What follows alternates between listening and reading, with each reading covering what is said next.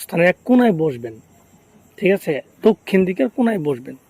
বসার পরে আপনি একটা সাদা কাপড় বিছিয়ে সামনে মোমবাতি আগরবাতি ধরায়, ঠিক আছে, গোলাপ জল ছিটায় বসবেন।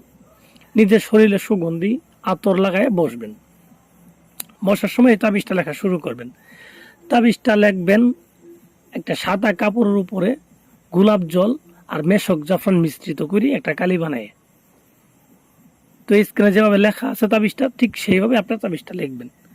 এবং অবশ্যই লেখার সময় মুখের মধ্যে আপনি মিষ্টি জাতীয় কোনো কিছু দিয়ে রাখবেন বা মধু দিয়ে তারপরে তাবিজটা লিখবেন।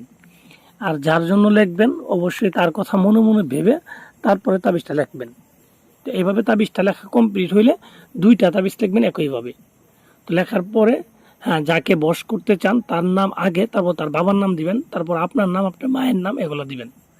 ছেলের ক্ষেত্রে বাবার নাম, মেয়ের ক্ষেত্রে মায়ের নাম। 2টা তাবিজের নিচে কিন্তু এই নামগুলো সুন্দরভাবে লিখে দিবেন। তো লিখে দেওয়ার পর তাবিজের মধ্যে আতর দিবেন, চতুর্থে আতর দিবেন, আগরবাতির ধোয়া দিবেন। এভাবে দেওয়ার পরে আপনি কি করবেন, হ্যাঁ, তাবিজটা সুন্দর করে মোড়ায় লাল সুতা দিয়ে পেঁচাবেন। পেঁচানোর পরে আপনি 2টা তামার মাদুলিতে ভরবেন। তামার মাদুলিতে ভরার পর আপনি তাবিজ 2টাকে নেবেন ডান হাতে। ডান হাতে নিয়ে যার জন্য করছেন তার নাম 3বার বলে তাবিজের উপরে 3টা ফু দিবেন।